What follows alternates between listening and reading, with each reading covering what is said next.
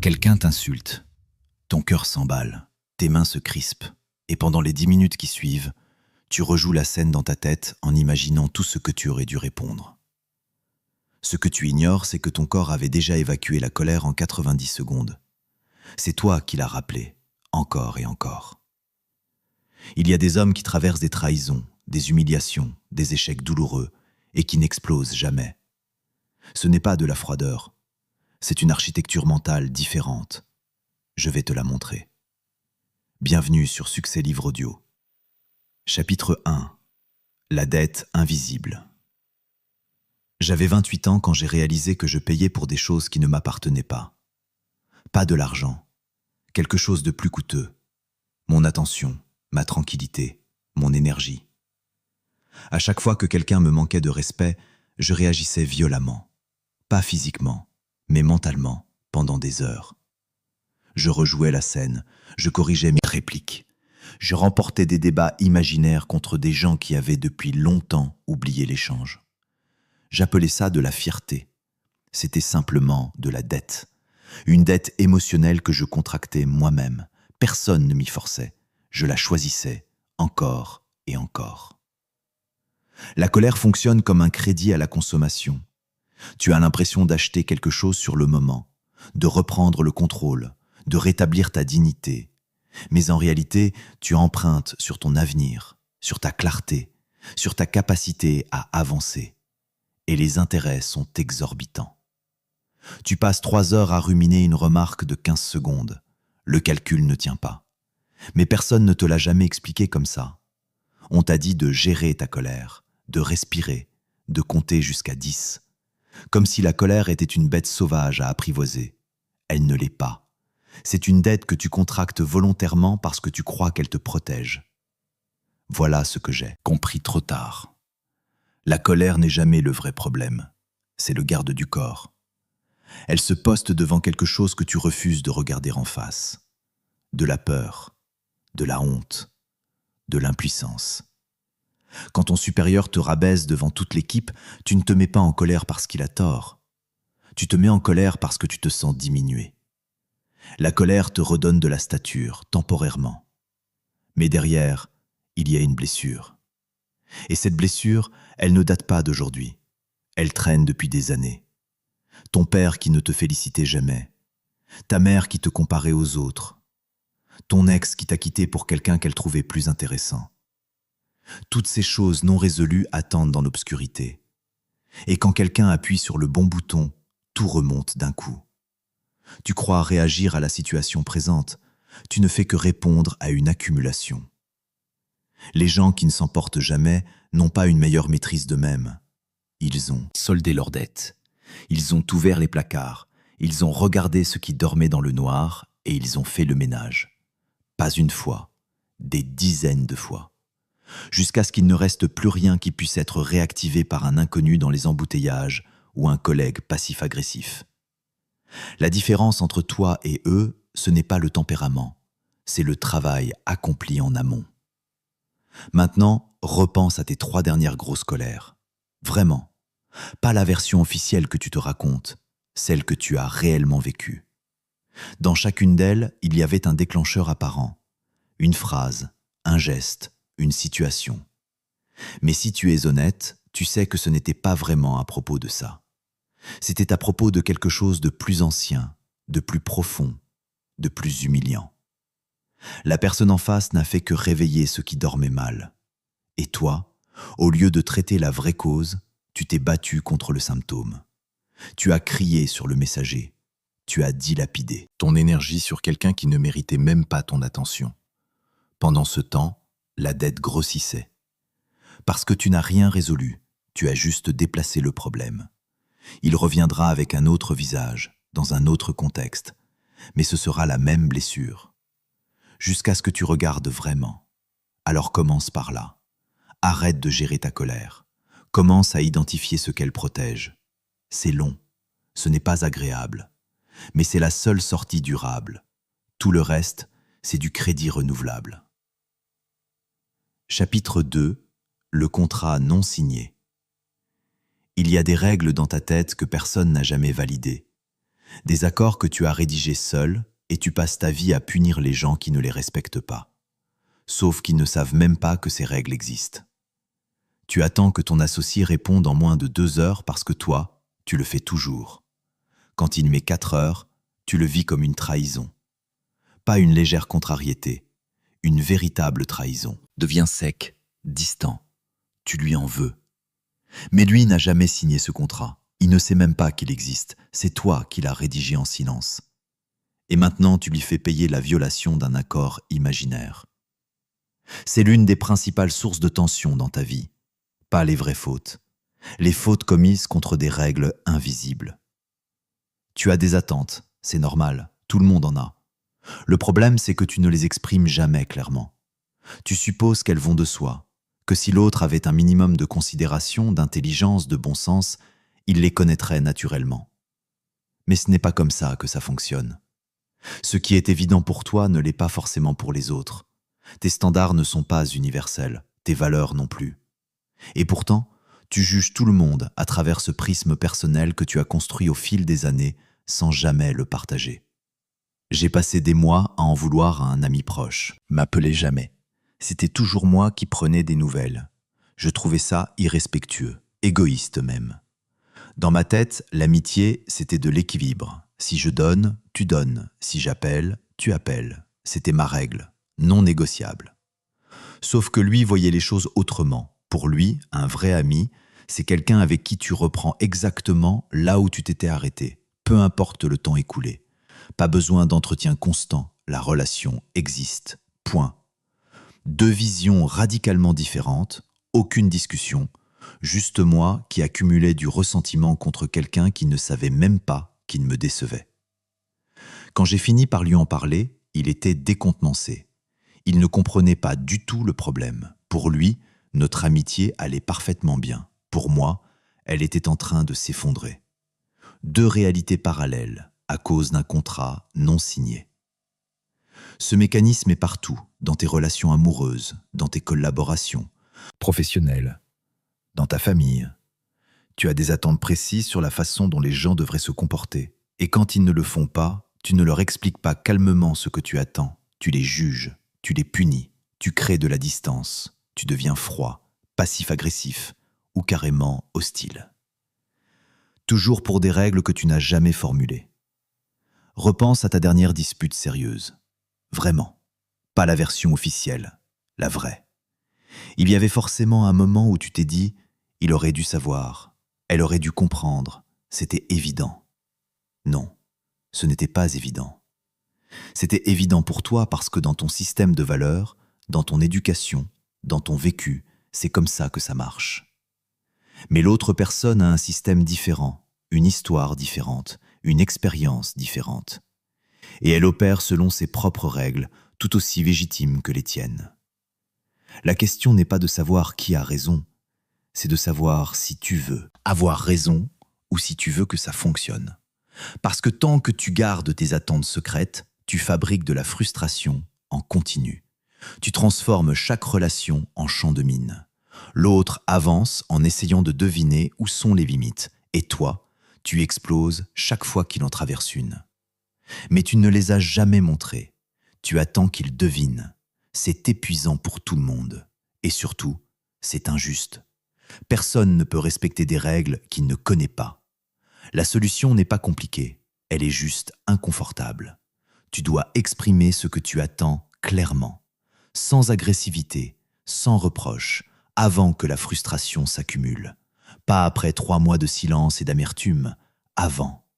Dès que tu sens que quelque chose te dérange, pas pour contrôler l'autre, pas pour lui imposer tes standards, mais pour donner à la relation une chance de fonctionner.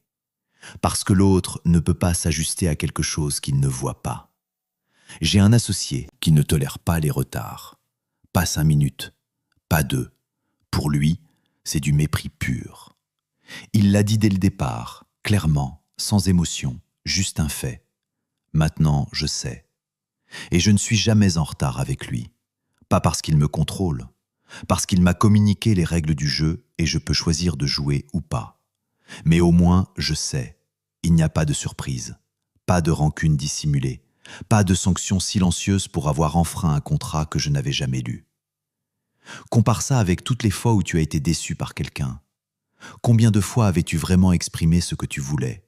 Pas suggéré, pas sous-entendu, exprimé directement. La plupart du temps, jamais. Tu as juste supposé que c'était évident et tu as puni l'autre pour ne pas l'avoir deviné. C'est un jeu perdant. Pour toi, pour l'autre, pour la relation. Alors arrête d'attendre que les gens lisent dans tes pensées. Arrête de croire que tes standards sont universels. Ils ne le sont pas. Ce qui compte pour toi ne compte pas forcément pour les autres. Et ce n'est pas un problème. C'est juste une réalité à intégrer. Si tu veux que quelque chose se passe d'une certaine manière, dis-le, calmement, tôt, avant que ça devienne un problème. Donne aux gens la possibilité de s'adapter ou de te dire qu'ils ne peuvent pas. Les deux réponses sont acceptables. Ce qui ne l'est pas, c'est de les laisser dans le noir et de les détester pour ça. La clarté élimine la moitié des conflits. L'autre moitié, ce sont de vraies incompatibilités. Et ça, au moins, tu peux le gérer. Mais commence par sortir les contrats de ta tête. Mets-les sur la table. Chapitre 3. L'économie de l'attention. Tu as un budget. Personne ne te l'a expliqué comme ça, mais tu en as un. Pas d'argent, d'attention. Et contrairement à ce que tu crois, il n'est pas illimité. Chaque matin, tu te réveilles avec une quantité précise d'énergie mentale. C'est tout ce que tu as pour la journée.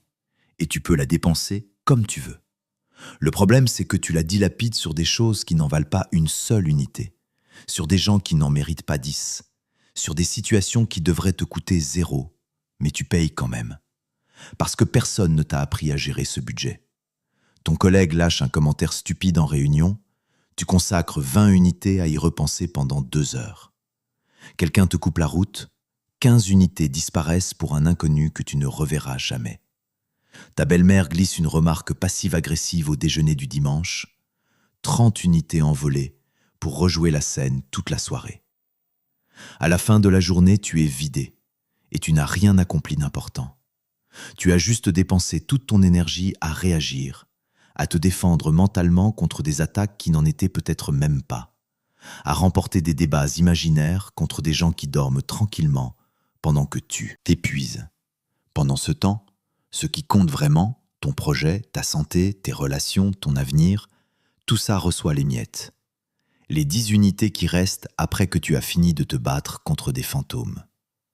Et après tu te demandes pourquoi tu n'avances pas, pourquoi tu es toujours à bout, pourquoi tu n'as jamais l'énergie pour construire. C'est simple, tu finances les mauvaises choses. J'ai mis des années à comprendre ça. Je me croyais productif, je travaillais 12 heures par jour. Mais en réalité, je passais la moitié de ce temps à gérer des micro-agressions, des emails mal formulés, des sous-entendus.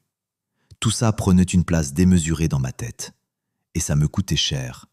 Pas en argent, en capacité, en clarté, en créativité. Parce que ton cerveau ne fait pas la différence entre une vraie menace et une menace perçue. Quand quelqu'un te manque de respect, ton système nerveux s'emballe. Cortisol, adrénaline, tout le package. Et ça consomme énormément d'énergie. Pas seulement sur le moment, pendant des heures, parfois des jours. Tu restes en mode défense, en état d'alerte. Même si l'autre est passé à autre chose depuis longtemps. Même si l'incident n'a aucune importance objective. Ton corps, lui, continue de payer. Maintenant, observe les gens qui réussissent vraiment. Pas ceux qui font semblant sur les réseaux, les vrais. Ceux qui construisent, qui durent, qui produisent. Ils ont tous un point commun. Ils ne gaspillent pas leur attention. Ils ne s'éplissent pas contre des moulins à vent.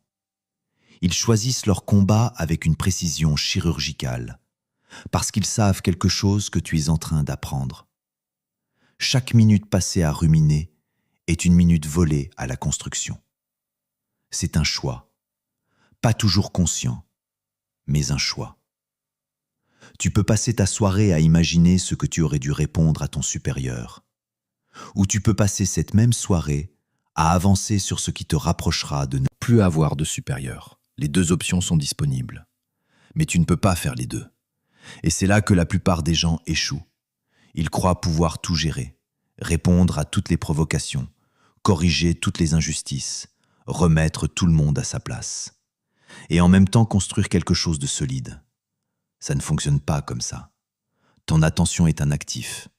L'actif le plus précieux que tu possèdes. Plus précieux que ton temps. Parce que tu peux être présent physiquement et complètement absent mentalement. Tu peux passer 8 heures au bureau et n'en produire qu'une réelle parce que les 7 autres, tu étais ailleurs. En train de gérer des conflits intérieurs, des blessures d'ego, des scénarios de vengeance. Les investisseurs le savent. Ils ne placent pas leur argent n'importe où. Ils étudient le retour, le risque, le potentiel. Et ils coupent les pertes rapidement quand un actif ne performe pas. Toi, tu dois faire pareil avec ton acte. Attention, chaque interaction est un investissement. Certaines en valent la peine, d'autres sont des puits sans fond. Et tu continues d'y déverser de l'énergie par principe, par orgueil, par habitude. Jamais par stratégie. Demande-toi ça. Cette personne qui t'agace, ce conflit que tu entretiens, cette rancune que tu nourris, quel retour sur investissement elle te procure concrètement? Pas en termes de satisfaction morale, pas en termes de « j'avais raison », en termes réels. Est-ce que ça t'aide à avancer? Est-ce que ça te rend plus fort, plus libre, plus capable? Ou est-ce que ça te maintient juste en mouvement, occupé mais pas productif, occupé à défendre une version de toi-même qui n'a peut-être même pas besoin d'être défendue? Il y a une différence entre être actif et être efficace. Tu peux passer ta journée à éteindre des incendies, à répondre à des provocations, à prouver que tu as raison. C'est de l'activité, intense même. Mais ce n'est pas de l'efficacité. Parce qu'à la fin de la journée, tu n'as rien bâti. Tu as juste protégé, défendu, maintenu. Alors commence à auditer tes dépenses. Prends une semaine.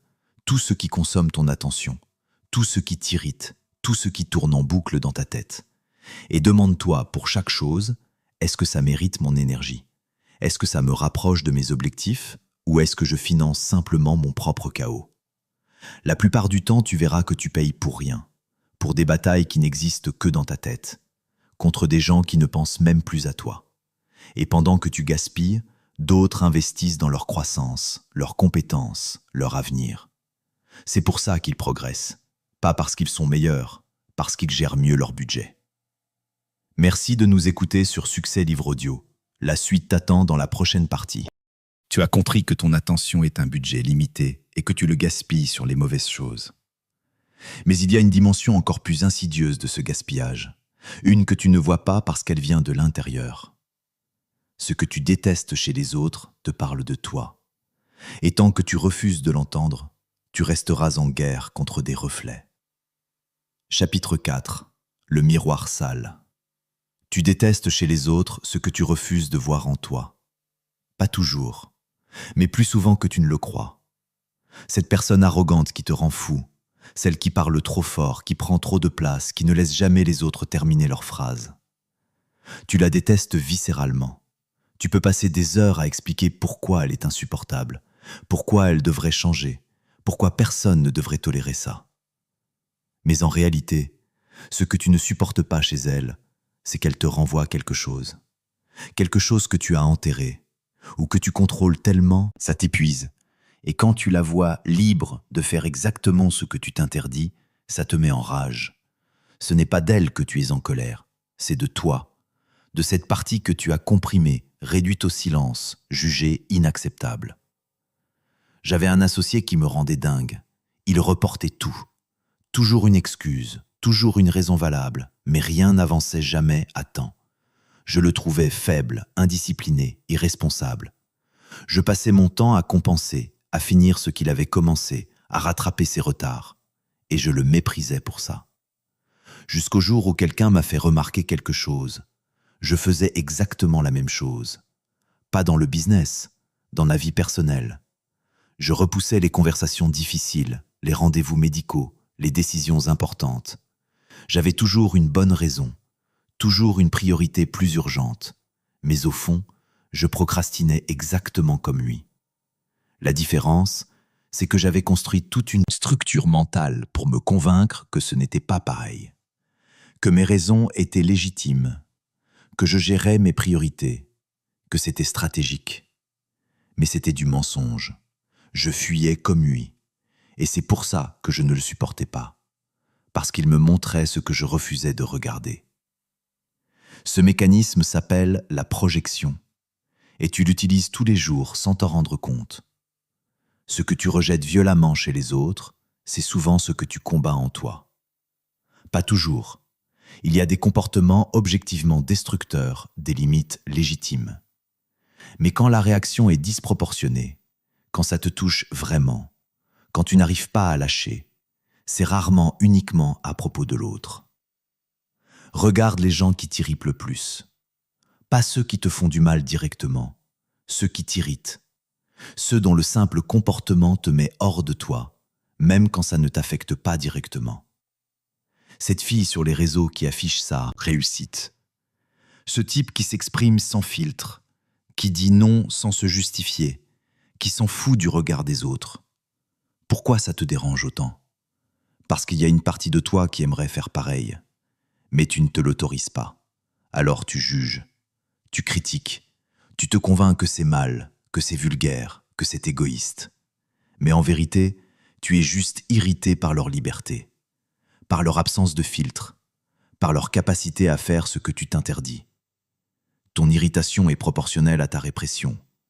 Plus tu comprimes quelque chose en toi, plus tu réagis fort quand tu le vois chez les autres. C'est mécanique, ce n'est même pas conscient.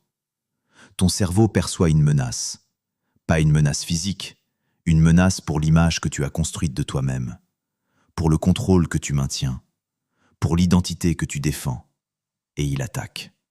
J'ai un ami qui ne supporte pas les gens émotionnels, ceux qui pleurent facilement, qui expriment tout, qui ne se contrôlent pas. Il les trouve faibles, dramatiques, insupportables. Et pendant des années, il a cultivé cette image de lui, froid, rationnel, maître de ses émotions. Jusqu'au jour où il a craqué, burn-out complet, dépression. Tout ce qu'il avait comprimé pendant 15 ans est remonté d'un coup. Et il s'est retrouvé exactement dans la position qu'il méprisait, émotionnel, vulnérable, incontrôlable. Ce n'est pas de l'ironie, c'est de la physique. Ce que tu réprimes ne disparaît pas, ça s'accumule. Et un jour ça explose ou ça te ronge de l'intérieur. Les deux options sont mauvaises. Maintenant, tu peux utiliser ça, pas pour te justifier, pas pour excuser les comportements toxiques, mais pour apprendre. Chaque fois que quelqu'un te déclenche, pose-toi la question. Qu'est-ce que cette personne fait que je m'interdis? Qu'est-ce qu'elle exprime que je réprime? Quelle partie de moi est en train de crier à travers ce jugement? Tu juges les gens paresseux parce que tu te pousses trop. Tu juges les gens arrogants parce que tu te fais trop petit. Tu juges les gens qui dépensent librement parce que tu te prives depuis des années. Le miroir est sale. Mais ce n'est pas le miroir le problème, c'est ce qu'il reflète. Alors au lieu de juger, intègre.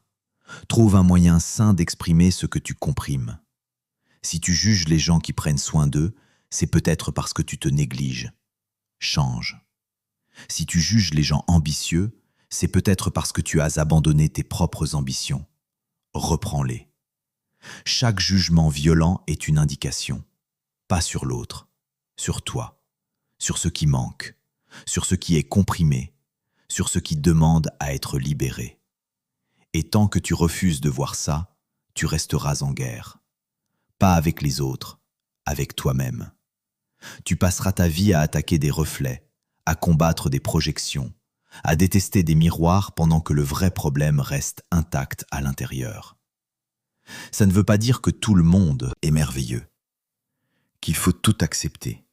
Il y a des comportements objectivement destructeurs, mais tu peux les reconnaître sans être déclenché. Tu peux poser des limites sans entrer en rage. Tu peux dire non sans avoir besoin de détruire l'autre. Quand tu y arrives, c'est que tu es libre. Quand tu n'y arrives pas, c'est que tu regardes un miroir sale et que tu refuses de le nettoyer. Alors arrête de perdre ton temps à vouloir changer les autres. Prends ce temps pour te regarder. Vraiment. Pas la version officielle, la vraie. Avec tout ce que tu caches, tout ce que tu réprimes, tout ce que tu juges. Et demande-toi, qu'est-ce que je refuse d'intégrer? Qu'est-ce que je condamne chez les autres que je porte en moi? La réponse est là, dans ton irritation, dans tes jugements, dans tes réactions disproportionnées. Le miroir te parle, mais tu refuses d'écouter parce que ce qu'il dit n'est pas confortable. Ce ne l'est jamais. Mais c'est nécessaire si tu veux vraiment être libre. Pas libre des autres, libre de toi-même. Chapitre 5. Le prix de la cohérence. Tu te mens, pas aux autres, à toi-même. Chaque jour, plusieurs fois par jour. Tu dis que tu veux la liberté financière, mais tu dépenses ton salaire avant la fin du mois. Tu dis que ta santé est importante, mais tu n'as pas bougé depuis 3 semaines. Tu dis que cette relation est toxique, mais tu réponds toujours aux messages. Tu te racontes une version de toi qui n'existe pas, et tu te demandes pourquoi rien n'avance, pourquoi tu es bloqué, pourquoi les résultats ne suivent jamais. C'est simple, tu n'es pas cohérent. Tes paroles disent une chose, tes actions en disent une autre. Et ton cerveau, lui, il enregistre tout. Il sait que tu ne tiens pas tes engagements, même les petits, surtout les petits. Alors il arrête de te croire. Tu te fixes un objectif, te lever à 6 heures, faire du sport 3 fois par semaine, économiser 500 € par mois. Tu es motivé, tu y crois. Pendant 2 jours tu tiens, et puis tu lâches 1 fois, puis 2, puis tu abandonnes complètement. Et tu te dis que ce n'est pas grave, que tu recommenceras, que la motivation reviendra. Mais quelque chose s'est cassé, quelque chose que tu ne vois pas, ta confiance en toi. Pas la confiance sociale, pas celle que tu projettes, la vraie, celle qui se construit dans le silence quand personne ne regarde, quand tu es seul face à toi-même. Chaque promesse non tenue est une trahison. Pas dramatique, pas visible, mais une trahison quand même. Ton cerveau enregistre, il note. Et à chaque fois que tu dis « cette fois c'est la bonne », il se souvient de toutes les autres fois. Il ne te croit plus. C'est pour ça que tu n'arrives pas à démarrer. Ce n'est pas un problème de motivation, c'est un problème de crédibilité. Tu as perdu ta propre confiance. J'ai passé 3 ans à dire que j'allais lancer mon projet. 3 ans à attendre le bon moment, les bonnes conditions, le bon réseau, le bon capital. 3 ans à me raconter que j'étais en phase de préparation. En réalité, j'avais juste peur. Et je me mentais à moi-même tous les jours. Je me levais en me disant « aujourd'hui je commence ». Et je trouvais une raison de reporter. Une raison légitime, toujours. Sauf qu'au bout de 3 ans, j'avais accumulé 1000 raisons légitimes et 0 résultat. Et surtout, j'avais détruit quelque chose, ma capacité à me faire confiance. Quand j'ai finalement lancé, le vrai défi n'était pas le projet, c'était moi. Je ne me croyais plus. Chaque objectif que je me fixais venait accompagné d'un doute automatique. Est-ce que je vais vraiment le faire ? Ou est-ce que je vais encore trouver une excuse ? Mon cerveau était devenu sceptique vis-à-vis de moi-même. C'est ça le vrai prix de l'incohérence. Pas l'échec, pas le jugement des autres, la perte de confiance interne. Maintenant, regarde tes objectifs, ceux que tu te fixes depuis des mois, des années peut-être. Combien de fois tu as dit « cette fois c'est différent » ? Combien de fois tu as démarré avec enthousiasme ? Combien de fois tu as abandonné ? Ton cerveau a compté. Il connaît ton taux de réussite et il ajuste ses attentes en conséquence. Quand tu dis « je vais changer », il pense « on a déjà entendu ça ». Ce n'est pas du pessimisme, c'est du réalisme basé sur tes propres données. Tu veux reconstruire cette confiance ? Tu ne peux pas le faire avec de grands discours, avec de grandes résolutions, avec de l'enthousiasme. L'enthousiasme arrive et repart. Il ne construit rien de durable. Ce qui reconstruit la confiance, c'est la cohérence. Petite, invisible, répétée. Tu dis que tu vas faire quelque chose, fais-le. Pas parfaitement, pas brillamment. Juste fais-le exactement comme tu l'as dit. Ton cerveau enregistre, il note. Et lentement, il recommence à te croire. Commence ridiculement petit. Pas te lever à 5 heures. Juste te lever à l'heure que tu te fixes, n'importe laquelle. Mais celle que tu as choisie. Pas courir 10 kilomètres, juste mettre tes chaussures de sport. Pas économiser 1 000 €, juste en virer 50 maintenant. Pas demain, maintenant. Ce qui compte, ce n'est pas l'ampleur, c'est la promesse tenue. C'est prouver à ton cerveau que quand tu dis quelque chose, tu le fais, que tu es fiable avec toi-même. Parce que si tu ne peux pas te faire confiance, personne d'autre ne le pourra vraiment non plus. Les gens sentent l'incohérence, pas consciemment, mais ils la sentent. Quand tu parles de tes projets avec cette hésitation dans la voix, quand tu fixes des délais et que tout le monde sait que tu ne les tiendras pas, quand tu fais de grandes annonces et que personne ne réagit vraiment parce qu'ils ont déjà vu le film et savent comment ça se termine. Il y a une différence entre l'échec et l'abandon. Échouer, c'est essayer et ne pas réussir. C'est normal, c'est même nécessaire. Ça ne détruit pas la confiance parce que tu as tenu ta parole. Tu as fait ce que tu avais dit. Le résultat n'était pas au rendez-vous, mais tu as été cohérent. Abandonner, c'est différent. C'est dire que tu vas faire quelque chose et ne pas le faire sans raison valable, juste parce que c'est difficile, parce que tu n'as plus envie, parce que tu as trouvé une distraction. Ça détruit. Parce que ton cerveau sait que tu as choisi de te trahir. Personne ne t'y a forcé. Tu as juste décidé que ton engagement ne valait rien. Alors la prochaine fois que tu te fixes un objectif, pose-toi la vraie question. Est-ce que je suis vraiment prêt à le tenir?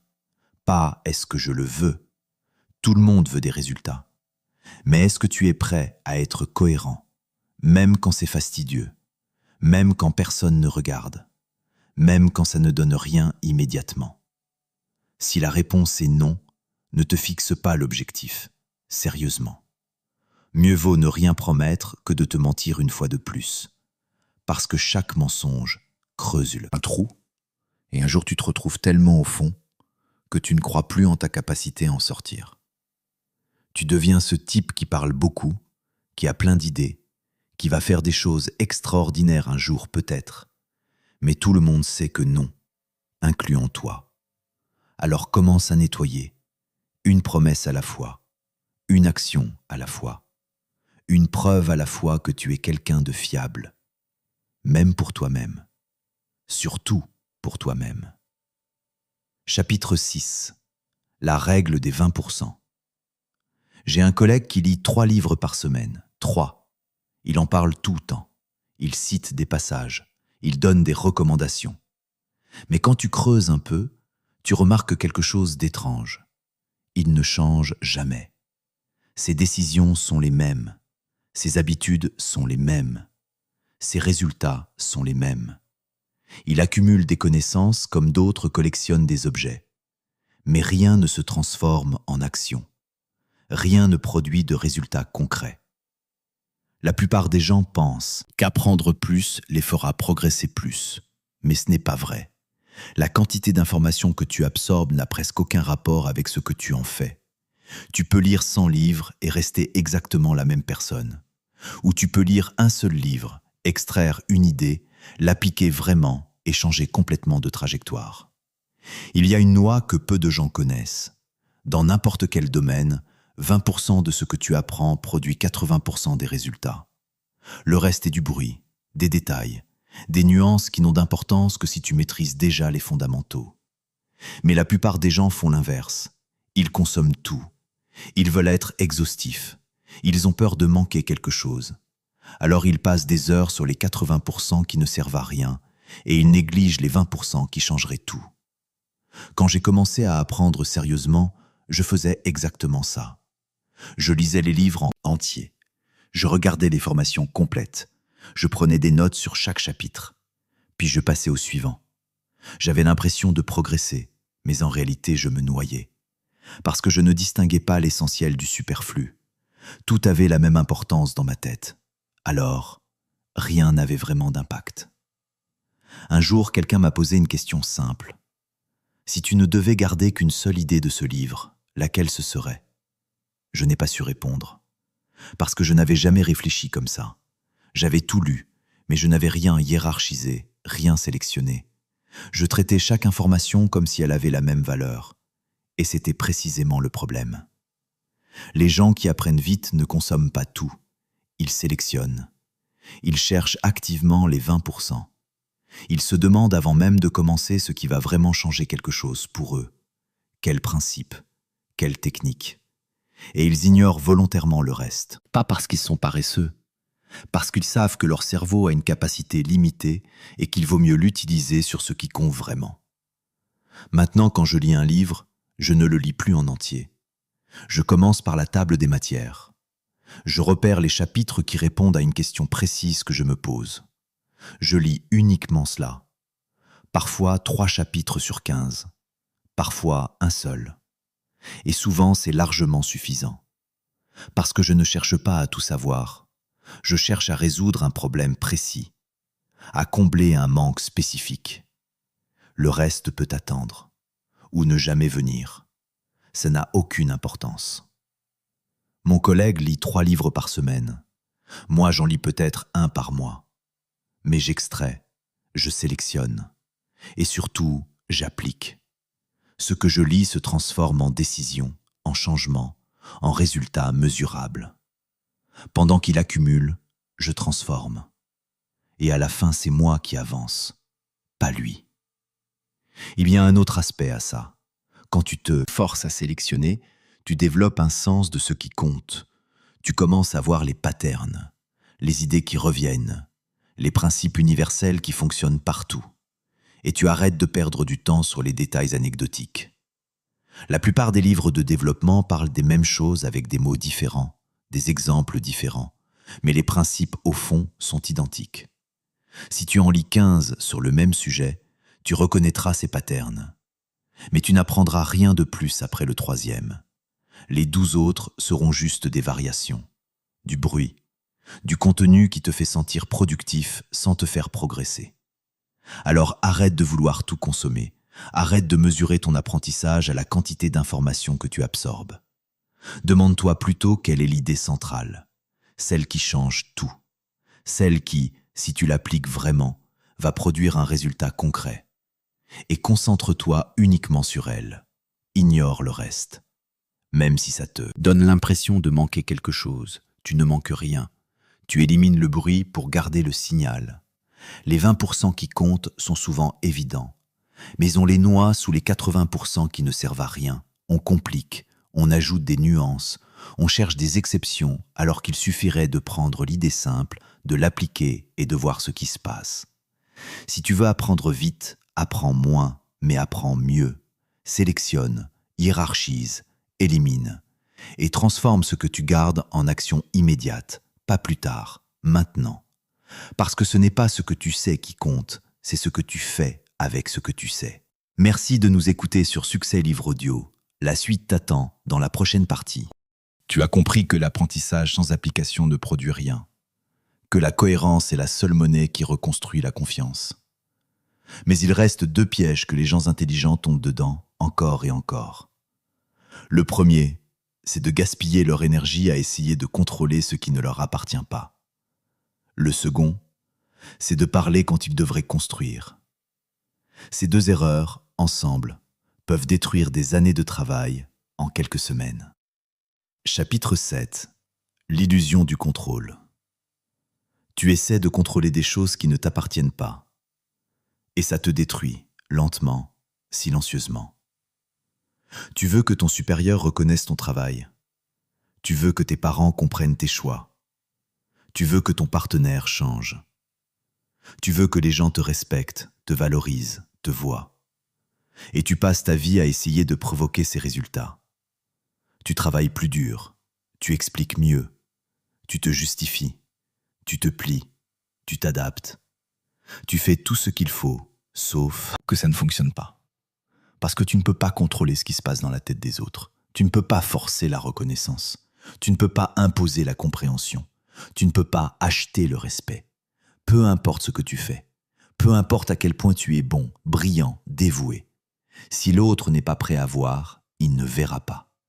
Et toi, pendant ce temps, tu t'épuises à essayer de maîtriser l'incontrôlable. J'ai passé 2 ans à essayer de convaincre un investisseur. 2 ans à peaufiner mon argumentaire, à améliorer mes chiffres, à répondre à chaque objection.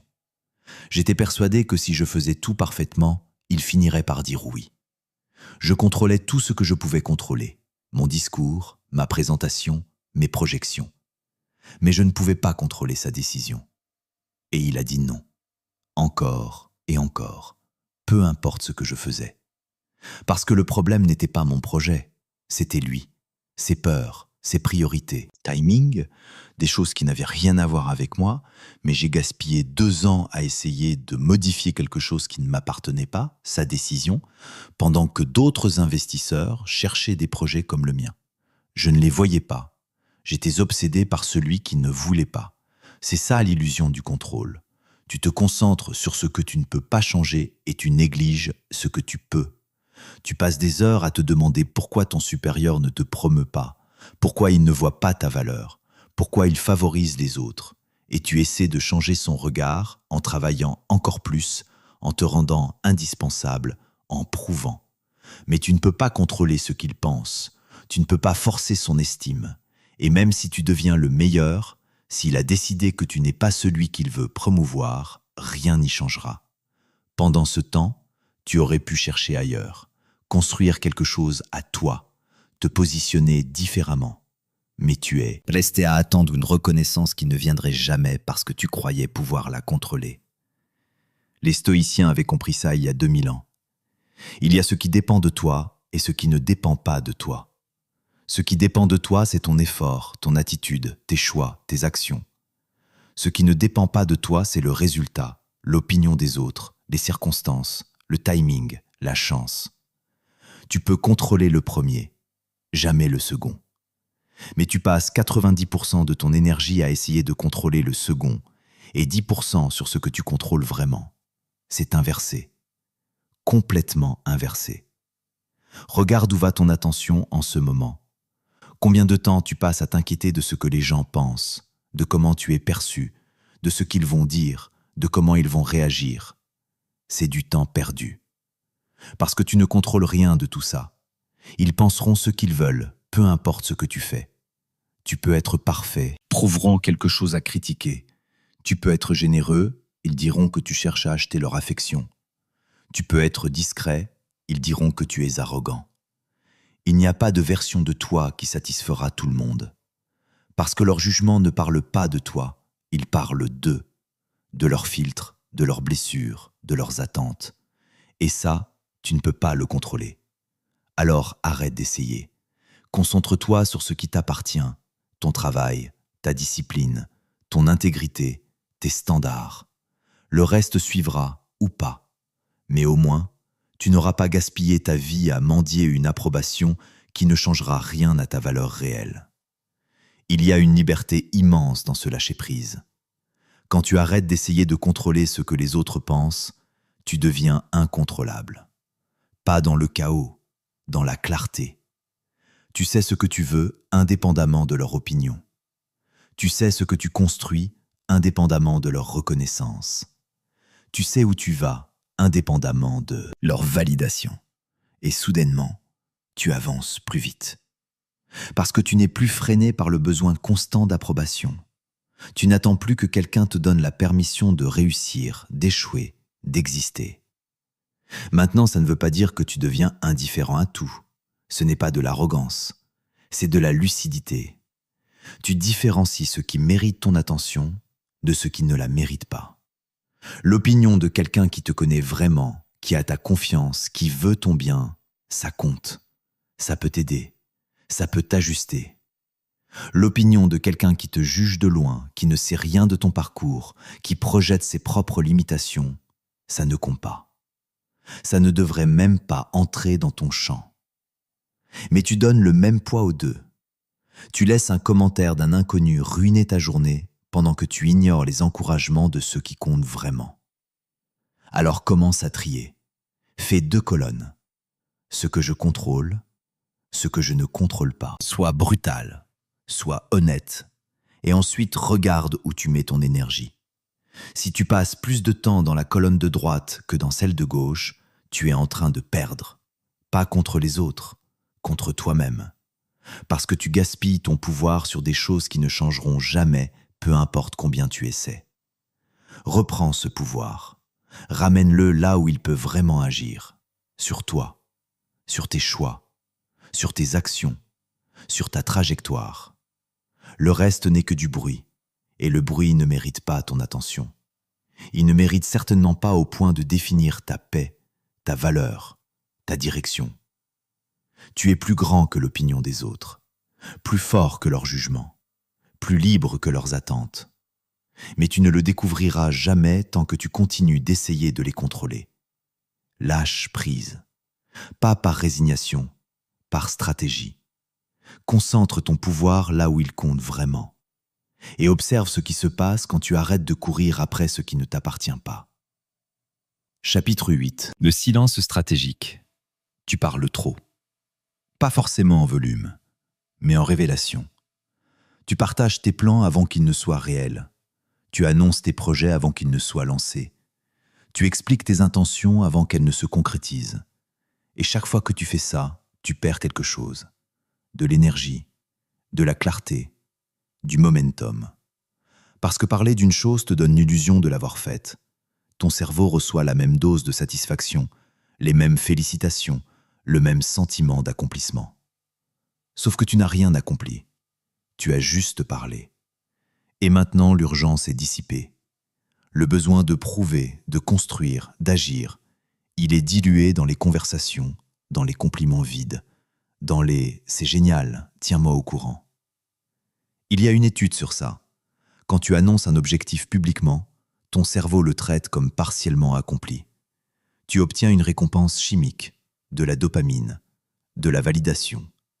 Et ton système de motivation baisse parce qu'il a déjà eu ce qu'il cherchait, l'approbation. Pendant ce temps, celui qui reste silencieux garde toute cette énergie, toute cette tension, ce besoin de prouver, et il le transforme en action, en résultat, en quelque chose de tangible. Tu le vois après, quand c'est déjà fait, quand c'est trop tard pour douter, pour décourager, pour projeter des peurs. J'ai fait cette erreur pendant des années. Chaque nouvelle idée, je la partageais avec mes amis, ma famille, mes collègues. Je voulais leur enthousiasme, leur validation, leur soutien. Et parfois, je l'obtenais. Ils me disaient que c'était bien, que j'allais réussir, que c'était courageux. Ça me donnait un élan pendant quelques heures, quelques jours, et puis plus rien. L'idée restait une idée, parce que j'avais déjà eu ma récompense. En parler suffisait. Et puis il y avait les autres, ceux qui ne me disaient pas que c'était bien, qui pointaient les risques, les difficultés, les raisons pour lesquelles ça ne marcherait pas. Pas par méchanceté, par peur, leur peur qu'ils projetaient sur moi. Et soudainement, mon enthousiasme était contaminé par leurs doutes, leurs limitations, leur vision du monde. Des choses qui n'avaient rien à voir avec mon projet, mais qui étaient devenues miennes parce que je les avais laissées entrer trop tôt, avant que ma conviction ne soit assez solide pour résister. Maintenant, je ne dis plus rien, pas par arrogance, par protection. Je garde mes projets pour moi jusqu'à ce qu'ils soient irréversibles, jusqu'à ce que l'action soit déjà en cours, jusqu'à ce que les résultats commencent à parler d'eux-mêmes. Et là, je partage. Mais ce n'est plus une annonce, c'est un fait. Les gens ne peuvent plus projeter leurs doutes parce que ce n'est plus une hypothèse, c'est une réalité. Et face à la réalité, ils s'ajustent, ils félicitent, ils s'adaptent, parce qu'ils n'ont pas le choix. Tu remarques ça chez les gens qui réussissent vraiment. Ils ne parlent pas de ce qu'ils vont faire, ils disparaissent, pendant des mois, des années parfois. Et ils reviennent avec quelque chose de bâti, de lancé, de réel. Pendant que les autres parlaient de leurs rêves, eux les concrétisaient dans le silence. Le silence n'est pas de la timidité, c'est de la stratégie. Parce que chaque personne à qui tu partages ton projet devient un acteur émotionnel, consciemment ou pas. Ils ont maintenant des attentes, des opinions, des jugements. Et tu vas devoir gérer ça, leurs questions, leurs conseils non sollicités, leurs comparaisons, leur scepticisme, même bien intentionné. C'est de l'énergie. Une énergie que tu aurais pu mettre dans l'exécution, mais que tu mets maintenant dans la gestion des perceptions, dans la défense de tes choix, dans la justification de tes décisions. C'est épuisant et complètement inutile. Regarde combien de fois tu as expliqué la même chose à des gens différents. Combien de fois tu as dû répondre aux mêmes objections, aux mêmes doutes, aux mêmes « et si ». Tout ce temps, c'est du temps volé à la construction, à l'action, à ce qui compte vraiment. Et le pire, c'est que ça crée une pression de performer, de prouver que ça fonctionne. Pas pour toi, pour eux, pour ceux à qui tu as annoncé, pour ceux qui attendent de voir si tu vas réussir ou échouer. Cette pression est toxique parce qu'elle déplace ton focus de l'interne vers l'externe. Tu ne construis plus pour toi, tu construis pour prouver. Et ça change tout. Tes décisions, tes priorités, ton rapport au temps. Tu commences à brusquer les choses, à prendre des raccourcis, à chercher des résultats rapides. Pas parce que c'est la bonne stratégie, parce que tu as créé des attentes et maintenant, tu dois les satisfaire. Le silence te protège de ça. Il te garde ancré dans tes propres raisons, dans ta propre vision, dans ton propre timing. Personne n'attend rien, personne ne juge, personne ne compare. Tu es libre de tester, d'échouer, de pivoter sans avoir à rendre de compte. Sans avoir à expliquer, sans avoir à gérer les déceptions des autres. Maintenant, il y a une différence entre le silence stratégique et l'isolement total. Tu as besoin de feedback, de conseils, de soutien. Mais pas de tout le monde, pas de n'importe qui. Choisis 1 ou 2 personnes, 3 maximum. Des gens qui ont déjà fait ce que tu veux faire ou qui ont la lucidité et l'expérience pour vraiment t'aider. Pas tes amis proches, pas ta famille, sauf s'ils ont des compétences. Parce que l'affection ne remplace pas l'expertise, et souvent l'affection brouille le jugement. Ils veulent te protéger, pas te pousser. Ils voient les risques, pas les opportunités. Ce n'est pas leur faute, c'est juste leur position. Et ce n'est pas celle dont tu as besoin maintenant. Alors garde le silence avec discipline, avec intention. Pas pour être mystérieux, pas pour être distant. Mais pour protéger ton énergie, ta vision, ton momentum. Parle quand c'est fait, quand c'est lancé, quand c'est réel. Jusque-là, laisse les autres spéculer. Laisse-les se demander ce que tu fais. Laisse-les surpris quand tu apparais avec quelque chose de construit. Pendant qu'ils parlaient, toi tu construisais. Pendant qu'ils doutaient, toi tu avançais. Pendant qu'ils attendaient de voir, toi tu créais. Et quand ils verront, ce ne sera plus une promesse. Ce sera un fait. Impossible à ignorer, impossible à diminuer, impossible à défaire. Parce que tu l'as fait en silence, loin du bruit, loin des doutes, loin des projections. C'est comme ça qu'on construit vraiment, pas dans l'annonce, dans l'action. Et l'action n'a pas besoin d'audience, elle a juste besoin d'être faite. Merci de nous écouter sur Succès Livre Audio. La dernière partie t'attend pour conclure ce parcours. Tu as appris à te taire quand il le faut, à construire dans le silence, à protéger ton énergie des projections des autres. Maintenant tu arrives au bout. Pas du livre, de quelque chose de plus profond, de plus ancien. Tu arrives au bout de cette version de toi qui réagit à tout, qui porte tout, qui se bat contre tout. Et il est temps de poser les armes. Pas par faiblesse, par intelligence. Chapitre 9. La paix comme stratégie. Tu arrives au bout maintenant. Pas du livre, de quelque chose de plus profond, de plus ancien. Tu arrives au bout de cette version de toi qui réagit à tout, qui porte tout, qui se bat contre tout. Cette version épuisée, qui croyait que la vie était un combat permanent, contre les autres, contre les circonstances, contre toi-même. Mais ce n'est pas un combat, ça ne l'a jamais été. C'est un choix. Un choix que tu refais chaque jour, chaque heure, chaque minute. Le choix de rester en guerre ou de poser les armes. Et poser les armes ne veut pas dire abandonner. Ça veut dire comprendre que la plupart des batailles que tu mènes n'existent que dans ta tête, que tu es le seul combattant, que l'ennemi n'a jamais vraiment été là. Regarde en arrière maintenant, sur toutes ces colères que tu as nourries, ces dettes émotionnelles que tu as accumulées, ces contrats non signés que tu as imposés en silence, ce budget d'attention que tu as dilapidé, ces miroirs sales que tu as refusé de nettoyer. Cette incohérence que tu as maintenue pendant des mois. Ces choses que tu contrôlais sans pouvoir les contrôler. Ces paroles lancées qui t'ont coûté ton énergie, ta clarté, ton momentum. Tout ça a formé un système que tu as construit pierre par pierre sans le savoir, sans le vouloir, en croyant que c'était normal, que c'était comme ça pour tout le monde. Mais ce n'est pas normal, et ce n'est pas obligatoire. Tu peux sortir de ce système. Tu peux construire autre chose, quelque chose de plus léger, de plus clair, de plus puissant, quelque chose qui ressemble à de la paix, pas la paix passive, pas celle de la résignation, pas celle de quelqu'un qui a renoncé, la paix active, celle de quelqu'un qui a compris le jeu, qui connaît les règles, qui choisit ses batailles, qui protège son énergie, qui construit dans le silence, qui avance sans chercher l'approbation. Cette paix-là n'est pas donnée, elle se construit, jour après jour, décision après décision, bataille non menée après bataille non menée. Parce que parfois la plus grande victoire est de ne pas se battre, de reconnaître que l'enjeu ne vaut pas le prix, que gagner cette dispute ne changera rien, que prouver que tu as raison ne t'apportera rien de concret, que répondre à cette provocation ne fera que prolonger un combat qui n'aurait jamais dû commencer. Alors tu ne te bats pas, non pas par faiblesse, mais par force.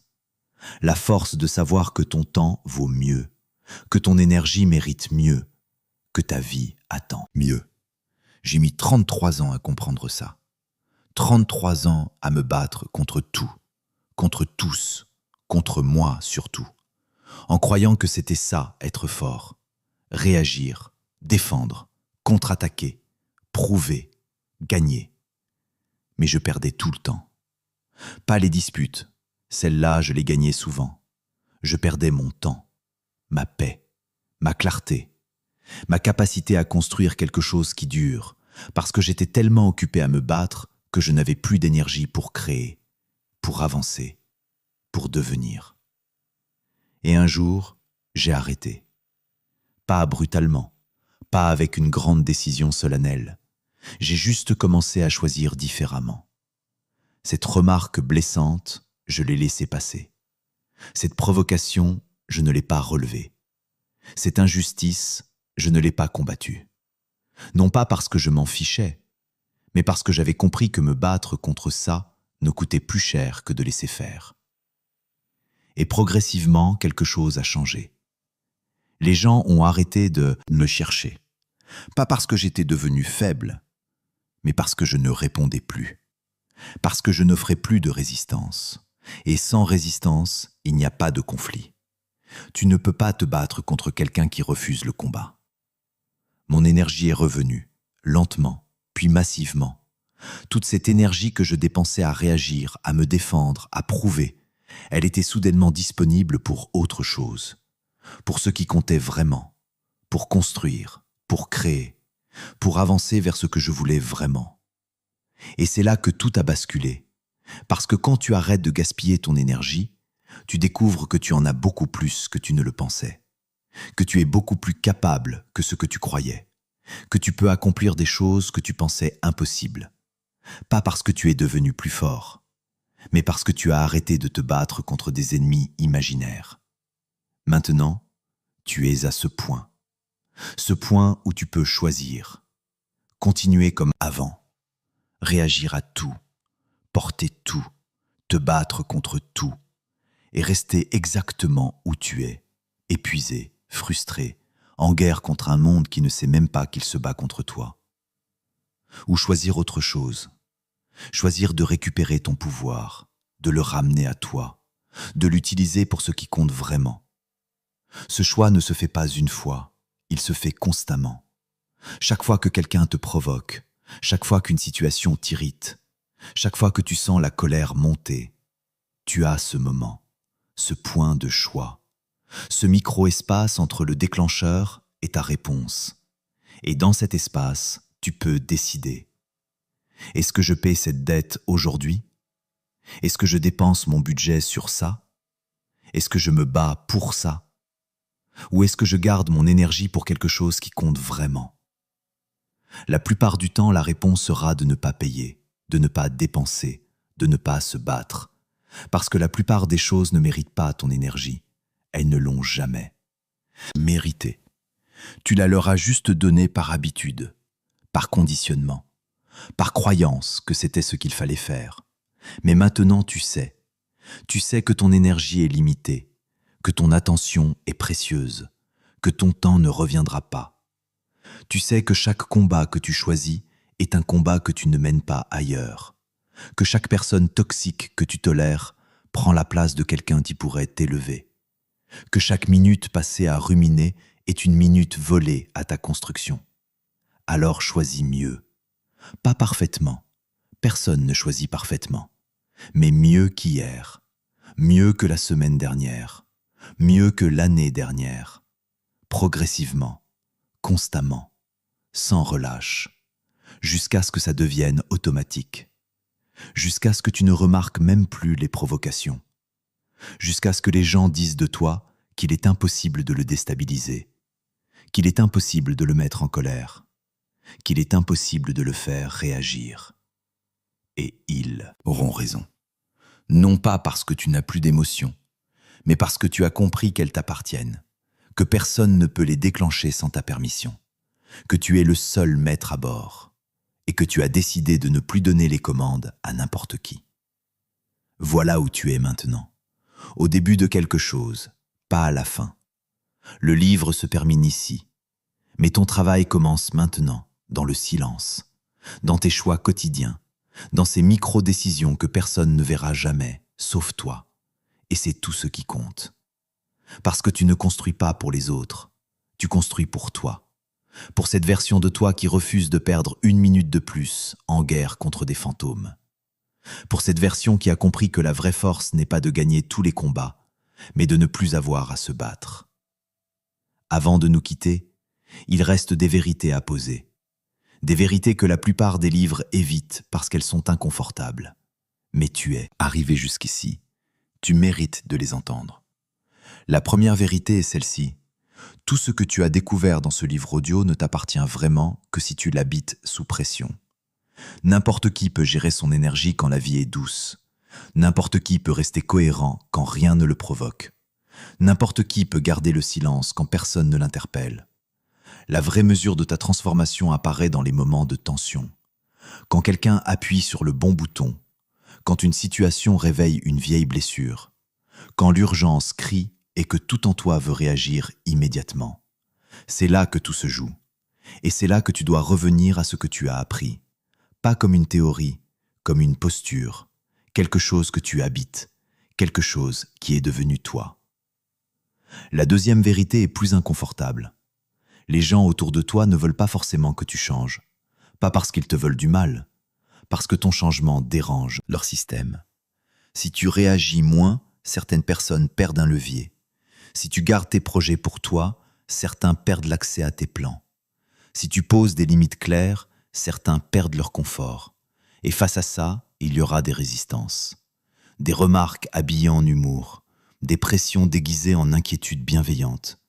Des gens qui appellent ta paix de la froideur, qui appellent ton silence de l'arrogance, qui appellent ta discipline de l'égoïsme. Tu dois savoir que ces réactions ne prouvent pas que tu as tort. Elles prouvent souvent que tu avances dans la bonne direction. Quand tu changes ton fonctionnement, le système autour de toi réagit, toujours, parce que ce système était construit sur ta manière ancienne de fonctionner. Ta réactivité, ta disponibilité permanente, ton besoin d'approbation étaient des ressources pour d'autres. Quand tu retires ces ressources, ceux qui en dépendaient protestent. Certains s'adaptent, d'autres s'éloignent. Et dans cet éloignement, même douloureux sur le moment, tu trouves quelque chose de précieux. La clarté sur qui était vraiment là pour toi. Et qui était là pour ce que tu leur offrais. La troisième vérité concerne la durée. Il est facile d'appliquer ces principes pendant une semaine. Il est facile d'être discipliné quand l'énergie du changement est encore fraîche. La difficulté réelle commence au 3e mois, au 6e, quand la nouveauté est passée, quand les résultats tardent encore à se voir, quand les vieilles habitudes cherchent à reprendre leur place avec une insistance tranquille. C'est là que la majorité abandonne. Pas parce qu'ils ont compris que ça ne fonctionne pas, parce que le confort de l'ancien système est plus fort que l'effort du nouveau. C'est précisément là que tout se décide. Pas dans les premiers jours enthousiastes, pas dans les moments d'inspiration, dans les jours ordinaires, dans les semaines où personne ne voit l'effort, dans les moments où une partie de toi voudrait retrouver la facilité d'avant. C'est là que tu choisis. Encore, silencieusement, sans audience, sans applaudissements. La décision de rester aligné avec qui tu veux devenir. Je veux aussi te parler de quelque chose que peu de gens nomment, la solitude partielle que crée la transformation.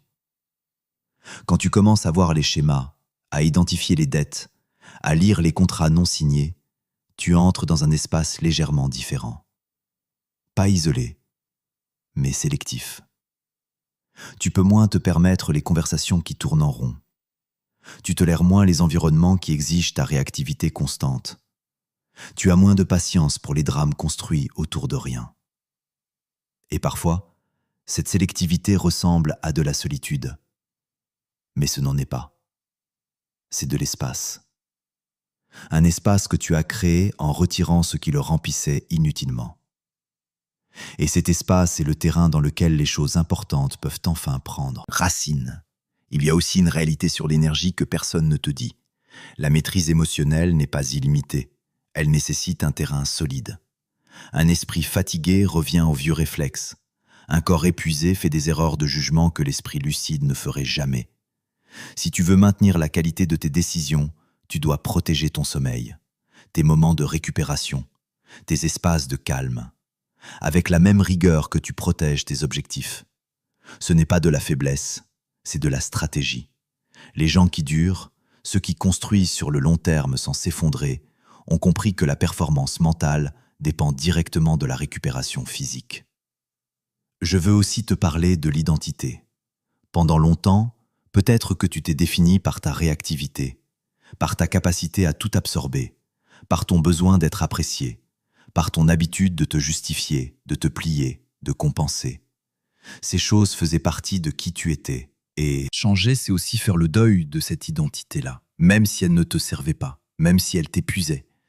Parce que ce qui est familier a toujours une gravité, une attraction silencieuse vers ce qu'on connaît, même quand ce qu'on connaît nous fait du mal. Ce deuil est réel, il mérite d'être reconnu, non pas pour t'y attarder, mais pour ne pas être surpris quand il se présente sous forme de culpabilité, de doute, d'envie de revenir à l'ancienne façon d'être. Maintenant, voici une dernière chose que je veux te laisser. Une question à porter dans ta vie quotidienne. À quoi ressemble la journée d'une personne qui a vraiment intégré tout ce dont je t'ai parlé? Elle ne paie plus les dettes qui ne lui appartiennent pas. Quand quelqu'un la provoque, elle voit la dette, elle voit le crédit, et elle choisit de ne pas emprunter. Elle n'accumule plus de rancune contre des contrats que personne n'a signés. Elle exprime ce qu'elle attend clairement, tôt, agressivité, et quand l'autre ne peut pas s'adapter, elle accepte l'incompatibilité sans en faire un drame. Elle gère son budget d'attention comme un actif précieux. Elle sait que chaque minute donnée à ce qui ne compte pas est une minute volée à ce qui construit. Elle investit, elle ne gaspille pas. Elle nettoie ses miroirs régulièrement. Quand quelqu'un la déclenche de façon disproportionnée, elle se demande ce que ce reflet lui montre. Elle apprend, elle intègre, sans se punir. Elle tient ses engagements envers elle-même, pas parfaitement, mais constamment. Et chaque promesse tenue, même petite, reconstruirait la confiance qu'elle a en elle. Elle apprend ce dont elle a besoin, pas tout, les 20% qui changent vraiment quelque chose. Elle transforme en action, immédiatement. Elle lâche prise sur ce qu'elle ne peut pas contrôler, non par résignation, par lucidité. Elle met son énergie sur ce qui lui appartient vraiment, et elle garde le silence sur ce qu'elle construit, jusqu'à ce que ce soit réel, jusqu'à ce que ce soit fait, jusqu'à ce que ce soit irréversible. Cette personne n'est pas parfaite. Elle a des jours où la vieille dette remonte, où le vieux réflexe reprend la main, où l'envie de prouver, de défendre, de répondre revient plus forte que prévu. Mais la différence, c'est qu'elle revient, plus vite, plus facilement, sans se juger trop sévèrement. Elle revient à ses principes, elle revient à ce qu'elle a décidé d'être. Et c'est cette capacité à revenir encore et encore qui constitue l'essentiel de la transformation. Pas la perfection, la direction. Pas l'arrivée, le chemin choisi consciemment chaque jour. Tu as maintenant tous les outils. La dette invisible et comment ne plus la contracter. Le contrat non signé et comment le mettre sur la table. L'économie de l'attention et comment gérer ton budget. Le miroir sale et comment le nettoyer sans te perdre. Le prix de la cohérence et comment reconstruire une promesse à la fois. La règle des 20% et comment apprendre moins mais mieux. L'illusion du contrôle et comment lâcher ce qui ne t'appartient pas. Et le silence stratégique, comment construire dans l'ombre jusqu'à ce que ce soit réel. Ce qui reste maintenant n'est pas une idée de plus à comprendre, c'est un engagement, avec toi-même, silencieux, sans validation extérieure. L'engagement de choisir, à chaque moment où c'est possible, la réponse intelligente plutôt que la réaction impulsive. La cohérence plutôt que l'enthousiasme passager.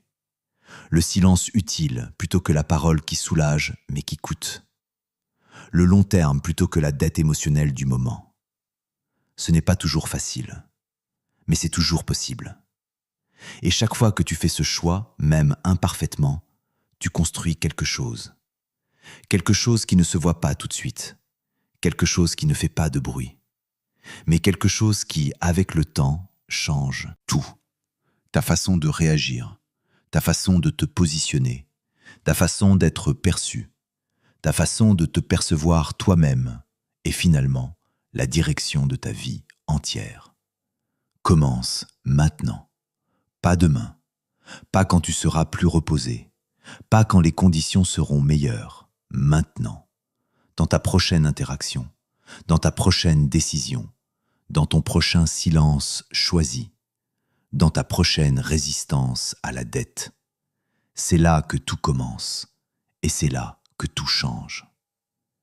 Et avant de terminer, je veux te poser quelques questions, de vraies questions, pas des questions rhétoriques, des questions que tu mérites de te poser. Quelle est la dette émotionnelle que tu paies depuis le plus longtemps? Pas celle que tu racontes aux autres, la vraie, celle que tu rejoues encore et encore sans jamais la solder. Celle qui s'est déguisée en colère, en orgueil, en principe. Tu la connais. Tu sais exactement de quoi je parle. Quel contrat non signé empoisonne en ce moment une relation importante dans ta vie? Avec qui accumules-tu du ressentiment pour des règles que tu n'as jamais exprimées? Un ami, un associé, un membre de ta famille, un partenaire? Tu le sais aussi. Et tu sais que la seule sortie, c'est de mettre ce contrat sur la table. Sur quoi gaspilles-tu ton budget d'attention chaque semaine?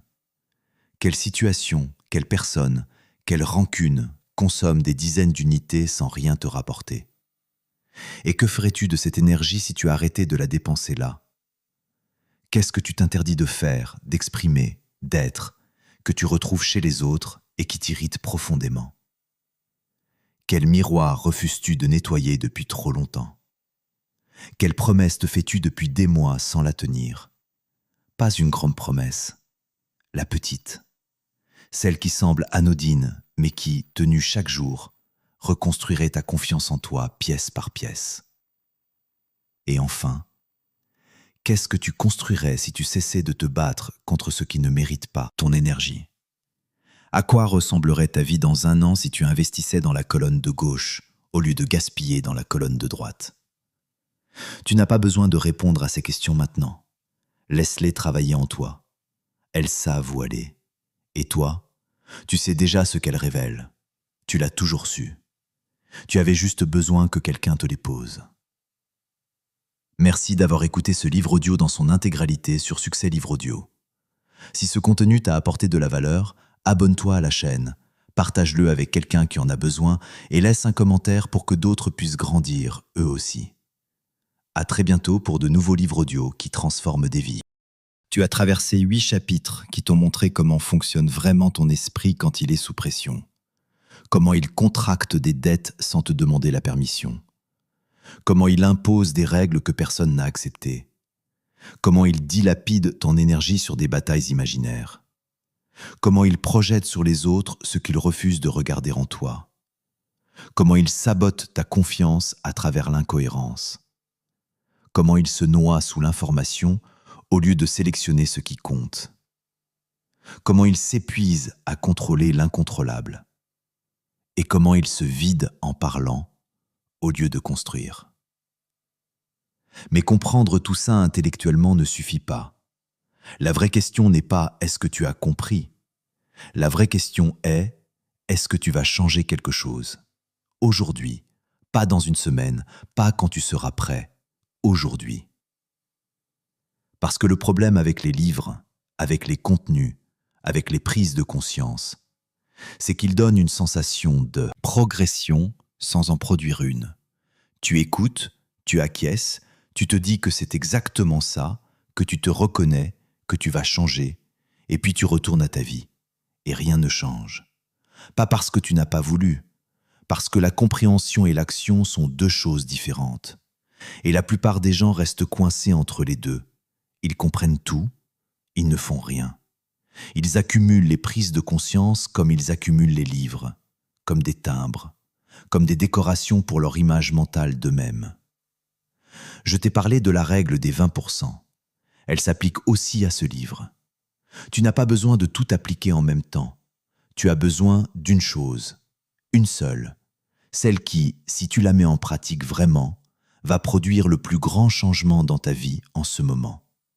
Pas la plus impressionnante, pas la plus ambitieuse, la plus pertinente pour là où tu en es. Peut-être que c'est la dette émotionnelle. Tu as une colère que tu portes depuis trop longtemps contre quelqu'un qui a probablement oublié l'incident. Et cette colère te coûte de l'énergie chaque semaine sans rien te rapporter. Peut-être que c'est le contrat non signé. Tu as une relation qui souffre en ce moment parce que tu as des attentes que tu n'as jamais exprimées. Et au lieu de parler, tu accumules du ressentiment contre quelqu'un qui ne sait même pas qu'il te déçoit. Peut-être que c'est la cohérence. Tu te fixes des objectifs depuis des mois et tu les abandonnes toujours. Et chaque abandon creuse un peu plus le trou entre ce que tu dis et ce que tu fais. Peut-être que c'est le silence stratégique. Tu parles trop de ce que tu vas faire et pas assez de ce que tu fais vraiment. Et cette parole te vole le momentum dont tu as besoin pour avancer. Quelle que soit la chose que tu identifies, commence par elle, uniquement par elle. Maîtrise-la, prouve-la à travers tes actes. Et ensuite seulement, passe à la suivante. Ce n'est pas de la lenteur, c'est de l'intelligence. Parce qu'essayer de tout changer en même temps, c'est la garantie de ne rien changer du tout. Il y a quelque chose dont je veux te parler maintenant. Quelque chose que peu de gens nomment clairement quand ils parlent de transformation intérieure. La résistance. Pas la résistance des autres, la tienne. Celle que tu vas ressentir dans les jours qui suivent ce livre audio. Cette voix qui va te dire que c'est intéressant, mais que ça ne s'applique pas vraiment à toi. Que ta situation est différente. Que tes raisons de réagir comme tu réagis sont légitimes. Que les gens autour de toi méritent vraiment ta colère, ton ressentiment, ta réactivité. Que tu n'as pas de contrat non signé, tu as juste des attentes normales que les autres devraient naturellement respecter. Cette voix est ton système de défense. Il protège le statu quo. Il protège l'identité que tu as construite. Il protège les habitudes que tu as développées parce qu'à un moment, elles te servaient. Elles t'aidaient à te sentir en contrôle, à te sentir fort, à te sentir protégé. Et maintenant qu'on te demande de les laisser partir, ils résistent. Ce n'est pas de la stupidité, c'est de la biologie. Le cerveau préfère le connu, même douloureux, à l'inconnu, même prometteur. C'est pour ça que les gens restent dans des situations qui les détruisent, pas par masochisme, par familiarité. Alors quand cette résistance arrive, ne la combats pas, observe-la. reconnais-la. Dis-lui « je te vois » et choisis quand même. Pas en la niant, en la traversant. Parce que la transformation ne commence pas après la résistance, elle commence à travers elle. Je veux aussi te parler de la rechute, parce qu'elle arrivera. Tu vas appliquer ces principes pendant quelques jours, peut-être quelques semaines. Et puis quelqu'un va dire exactement la bonne phrase au mauvais moment. Ou une situation va réveiller une vieille blessure que tu croyais avoir soldée. Et tu y vas réagir. Tu vas contracter une dette. Tu vas imposer un contrat que tu n'avais pas signé. Tu vas gaspiller ton budget sur quelque chose qui n'en valait pas une unité. Et tu vas te sentir coupable. Tu vas te dire que tu n'as pas changé, que tout ce que tu as appris ne sert à rien, que tu es toujours la même personne. C'est faux. La rechute ne prouve pas que tu n'as pas évolué. Elle prouve que tu es humain. Ce qui compte, ce n'est pas de ne jamais retomber. C'est de retomber moins souvent, moins longtemps, et de te relever plus vite. Chaque fois que tu te relèves, tu renforces quelque chose. Ta capacité à revenir à toi-même. Ta capacité à reconnaître le schéma. Ta capacité à choisir autrement. Et avec le temps, cette capacité-là devient ta vraie force. Pas l'absence de réaction, la vitesse du retour. Pense à un sportif de haut niveau. Il ne gagne pas chaque match. Il ne performe pas parfaitement à chaque entraînement. Mais il revient, toujours. Il analyse ce qui n'a pas fonctionné. Il ajuste et il repart. C'est ça la discipline, pas la perfection, la régularité du retour. Et toi, tu peux développer cette même discipline, pas pour tes performances sportives, pour ta vie intérieure, pour la façon dont tu gères tes émotions, tes relations, ton énergie, tes décisions. Il y a une dernière chose que je veux aborder avant de te laisser, la question du pourquoi. Pas le pourquoi intellectuel, le pourquoi profond. Pourquoi est-ce que tout ça compte pour toi vraiment ? Pas parce que tu veux être plus productif, pas parce que tu veux avoir moins de conflits. Quelle est la vie que tu veux vivre ? Quelle est la version de toi que tu veux être dans 5 ans, dans 10 ans ? Pas la version que tu montres aux autres, la version que tu veux être quand tu es seul, quand personne ne regarde, quand il n'y a pas d'audience. Parce que sans ce pourquoi profond, la discipline s'effondre au premier obstacle. La cohérence se fissure au premier inconfort. Le silence stratégique devient du silence par résignation. Tu as besoin d'une raison qui soit plus grande que ta résistance, plus grande que ta fatigue, plus grande que tes vieilles habitudes. Cette raison, toi seul peux la trouver. Mais je te promets une chose, si tu la trouves vraiment, si tu la touches vraiment, tout ce dont on a parlé dans ce livre audio cesse d'être un effort. Ça devient une évidence. Parce que tu ne fais plus ça pour changer. Tu le fais parce que tu sais qui tu veux être. Et ce qui est en désaccord avec cette vision te coûte trop cher pour que tu continues de le tolérer. C'est là que la transformation devient irréversible. Pas quand tu comprends les principes, quand tu as une raison assez puissante de les vivre. Alors prends le temps de trouver cette raison. Pas aujourd'hui si tu n'es pas prêt, mais bientôt. Parce que tout commence là, dans cette clarté sur qui tu veux devenir. Et tout le reste, la discipline, la cohérence, silence, la gestion de l'attention, tout ça devient le chemin naturel vers cette personne. Pas une contrainte, un choix, ton choix, fait librement, chaque jour. Merci de nous écouter sur Succès Livre Audio. La dernière partie arrive pour clore ce parcours. Tu as maintenant tout ce qu'il te faut pour comprendre. Mais comprendre n'est que la moitié du chemin. L'autre moitié, c'est ce que tu fais dans les prochaines heures, dans les prochains jours, dans les prochaines semaines. Parce que ce livre audio ne change rien par lui-même. C'est toi qui changes quelque chose. Ou pas. Et cette décision t'appartient entièrement. Je veux terminer avec toi d'une façon différente. Pas avec des conseils supplémentaires. Pas avec des principes de plus à mémoriser. Avec des questions. De vraies questions. Celles que tu mérites qu'on te pose. Celles que tu mérites de te poser à toi-même. Pas pour avoir des réponses immédiates. pour laisser quelque chose travailler en toi longtemps après que ce livre audio soit terminé. Première question. Quelle est la colère que tu portes depuis le plus longtemps? Pas celle que tu racontes aux autres avec une version propre et justifiée, la vraie. Celle qui remonte encore parfois la nuit, celle qui te revient quand tu entends un certain prénom ou que tu croises un certain visage. Cette colère-là, qu'est-ce qu'elle protège vraiment? Pas ce que tu crois qu'elle protège, ce qu'elle protège vraiment. La blessure derrière le garde du corps, la honte derrière l'orgueil, l'impuissance derrière la rage. Tu la connais. Tu l'as peut-être nommée en écoutant le premier chapitre.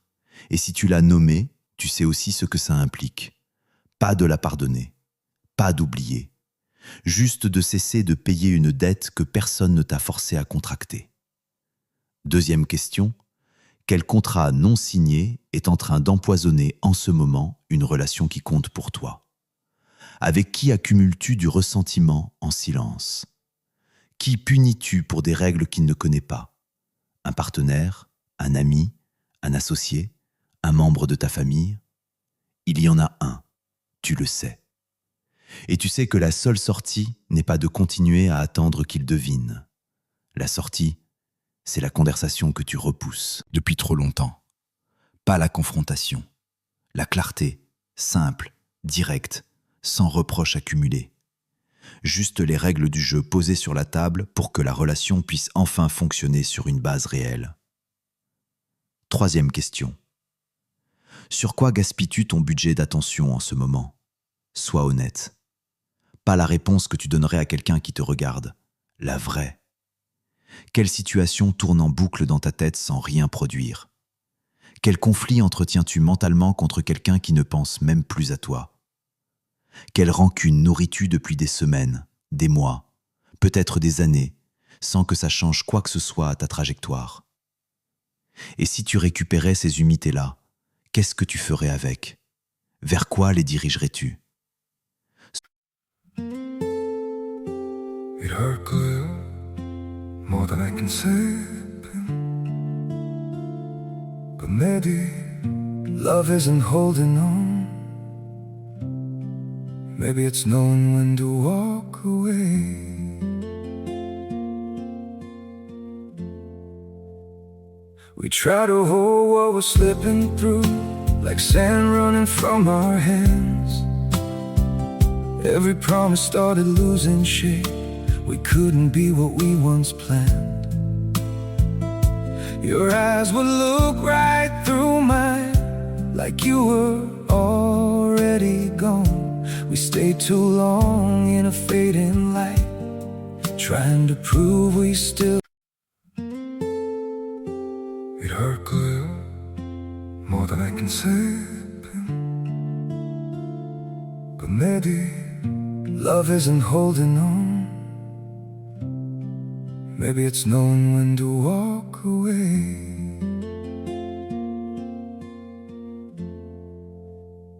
We try to hold what we're slipping through, like sand running from our hands.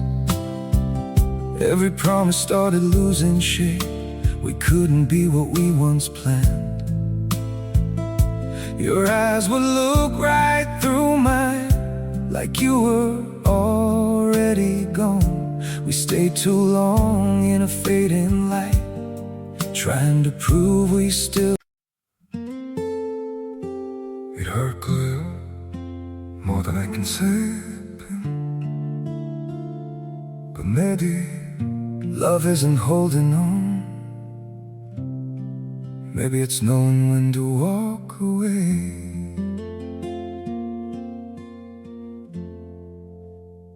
We try to hold what we're slipping through, like sand running from our hands. Every promise started losing shape. We couldn't be what we once planned. Your eyes would look right through mine, like you were already gone. We stayed too long in a fading light, trying to prove we still. It hurt good, more than I can say. But maybe love isn't holding on. Maybe it's knowing when to walk away.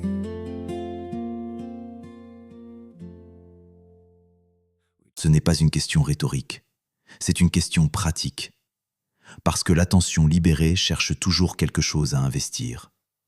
Et si tu ne décides pas quoi, elle retournera vers les mêmes vieilles habitudes. 4e question. Quel miroir refuses-tu de nettoyer? Qui dans ta vie t'irrite de façon disproportionnée? Pas quelqu'un qui te fait du mal directement. Quelqu'un dont le simple comportement, la simple existence parfois, te déclenche.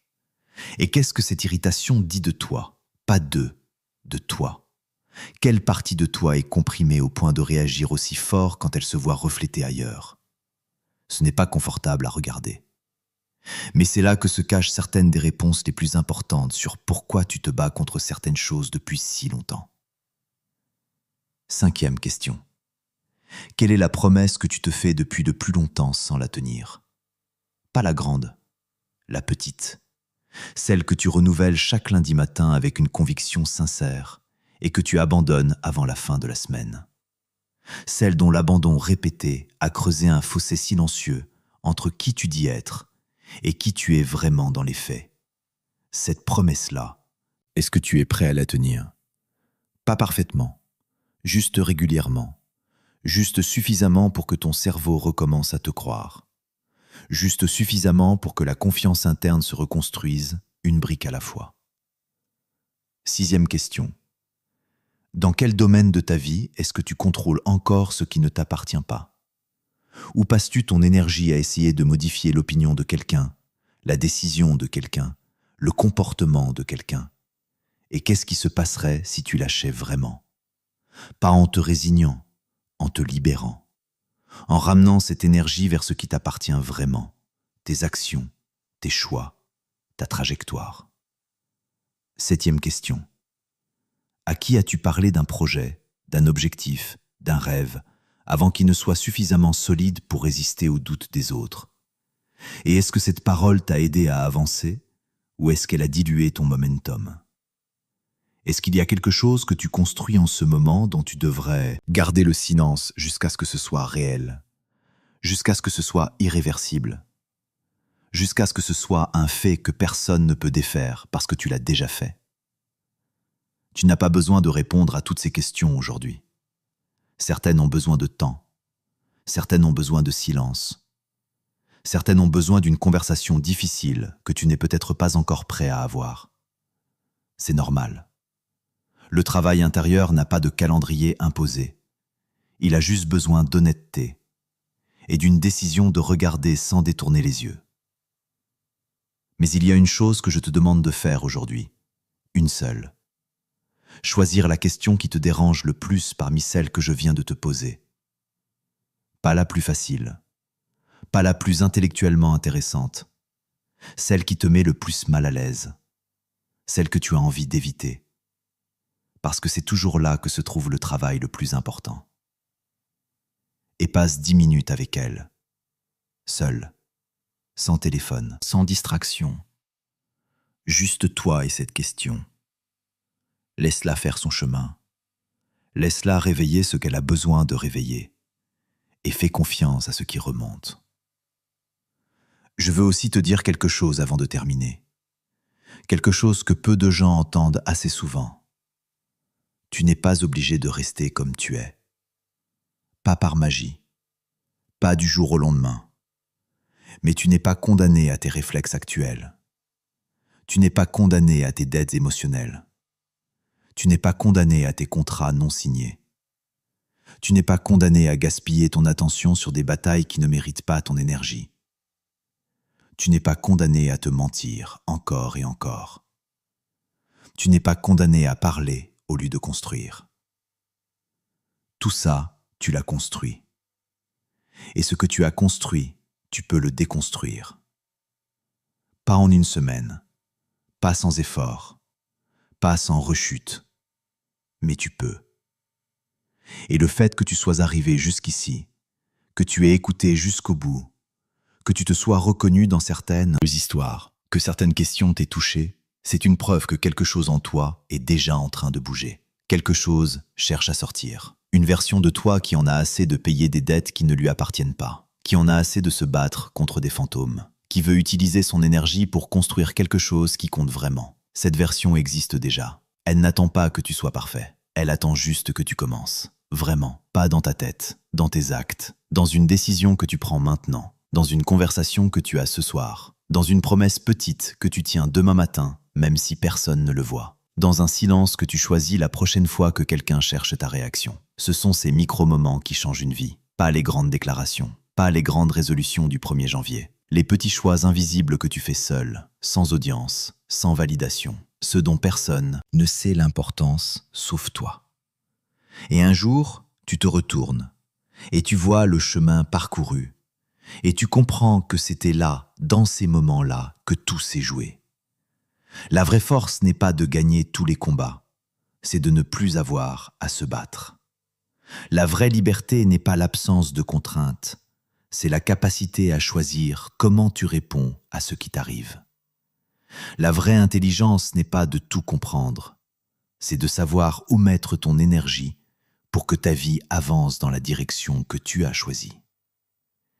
Tu as maintenant les outils, tu as les histoires, tu as les questions, le reste t'appartient. Et ce reste, c'est l'essentiel. C'est toi, c'est tes choix, c'est ta vie. Commence maintenant, pas demain, maintenant, dans la prochaine heure, dans la prochaine interaction, dans le prochain moment où tu sens la vieille habitude reprendre la main. C'est là que tout commence, et c'est là que tout change. Merci d'avoir écouté ce livre audio dans son intégralité sur Succès Livre Audio. Si ce contenu t'a apporté de la valeur, abonne-toi à la chaîne, partage-le avec quelqu'un qui en a besoin et laisse un commentaire pour que d'autres puissent grandir eux aussi. À très bientôt pour de nouveaux livres audio qui transforment des vies. Tu pensais que c'était terminé. Et d'une certaine façon, ça l'est. Le livre est fini, les chapitres sont clos, les principes ont été posés. Mais il y a quelque chose que je n'ai pas encore dit, quelque chose que j'ai gardé pour la fin. Pas parce que c'est moins important, parce que c'est le genre de choses que tu ne peux entendre vraiment qu'après avoir traversé tout le reste. Quand ton esprit est déjà un peu plus ouvert, quand ta résistance est déjà un peu plus basse, quand tu as déjà commencé à voir les choses différemment. Ce que je veux te dire maintenant, c'est la vérité sur le temps. Pas le temps en général, ton temps, celui que tu as déjà dépensé et celui qui te reste. Tu as passé des années à développer ces réflexes, ces dettes émotionnelles, ces contrats non signés, ce gaspillage d'attention, ces projections, cette incohérence, ce bavardage qui remplace l'action. Tout ça ne s'est pas construit en une nuit, ça s'est construit jour après jour, interaction après interaction, décision après décision. Et ça te semble naturel maintenant, ça semble être toi. Mais ce n'est pas toi. C'est ce que tu as appris à faire pour survivre dans des environnements qui te demandaient de réagir vite, de te défendre constamment, de prouver ta valeur sans arrêt. Et tu as appris. Bien. Trop bien peut-être. Le problème, c'est que ces stratégies de survie sont devenues des habitudes de vie. Et les habitudes de vie, elles ne s'interrogent pas. Elles s'exécutent automatiquement, sans que tu le décides vraiment, sans que tu aies vraiment le choix. Jusqu'à ce que tu commences à les voir. Et voir, c'est exactement ce que tu viens de faire dans ce livre audio. Tu as vu. Peut-être pour la première fois, vraiment. Peut-être pas tout, mais assez pour que quelque chose ait bougé. Et maintenant, la question est simple. Qu'est-ce que tu fais de ce que tu as vu ? Je vais te parler de quelque chose que j'appelle le coût du report. Pas le report d'une tâche, le report d'un changement. Chaque jour que tu passes à fonctionner comme avant, à contracter les mêmes dettes, à imposer les mêmes contrats invisibles, à gaspiller ton budget sur les mêmes batailles, ce jour-là a un coût. Pas un coût abstrait, un coût réel, mesurable, en énergie perdue, en relations abîmées, en confiance érodée, en opportunités manquées parce que tu étais trop occupé à te défendre pour les voir, en projets non lancés parce que tu as parlé au lieu de construire. Ce coût, tu le paies depuis des années sans le calculer vraiment. Parce que quand on paie quelque chose progressivement, jour après jour, on ne voit pas la facture totale. On voit juste la dépense du jour, qui semble petite, gérable, pas si grave. Mais additionne toutes ces petites dépenses sur 10 ans, sur 15 ans, sur toute une vie, et tu vois quelque chose qui fait peur. Non pas parce que c'est catastrophique, mais parce que c'est silencieux. Parce que ça n'a pas l'air d'un échec, ça a l'air d'une vie normale, d'une vie comme les autres, d'une vie où tu as juste un peu moins accompli que ce que tu voulais, où tu es juste un peu plus fatigué que nécessaire, où tu as juste un peu moins de paix que tu ne le mérites. Et c'est ça le vrai drame. Pas les grandes catastrophes, les petites pertes accumulées, les petites trahisons envers toi-même répétées jusqu'à devenir invisibles, les petites dettes contractées jusqu'à devenir normales. Alors je vais te demander quelque chose d'inconfortable. Calcule. Pas avec des chiffres précis, approximativement. Combien d'heures par semaine passes-tu à ruminer des situations qui ne méritent pas ton attention? 2 heures? 5 heures? 10 heures? Multiplie par 52 semaines. Multiplie par le nombre d'années que tu fais ça. C'est du temps, du vrai temps. Du temps que tu aurais pu mettre ailleurs, que tu aurais pu mettre sur ce qui construit vraiment ta vie. Maintenant, imagine que tu récupères ne serait-ce que la moitié de ce temps. Que tu le réinvestis dans quelque chose qui compte, un projet, une compétence, une relation, ta santé, ton équilibre. Qu'est-ce qui serait différent dans ta vie aujourd'hui? Pas dans 10 ans, aujourd'hui. Si tu avais commencé il y a 1 an seulement. Si tu avais récupéré ces heures-là et les avais mises ailleurs. Cette question n'est pas pour te culpabiliser. La culpabilité est une dette émotionnelle comme les autres. Elle consomme sans produire. Cette question est pour te donner une mesure concrète de ce que le changement vaut. Pas en termes abstraits, en termes de temps récupéré, d'énergie libérée, de vie construite plutôt que défendue. Je veux maintenant te parler d'une chose que j'ai observée chez les gens qui transforment vraiment leur vie. Pas ceux qui en parlent, ceux qui le font. Il y a un moment précis dans leur trajectoire, un moment charnière, pas toujours dramatique, souvent même très banal. Un moment où ils ont dit non. Pas non aux autres, non à eux-mêmes. Non à la vieille version d'eux-mêmes qui voulait réagir, qui voulait prouver, qui voulait défendre, qui voulait parler avant d'avoir quelque chose de réel à montrer.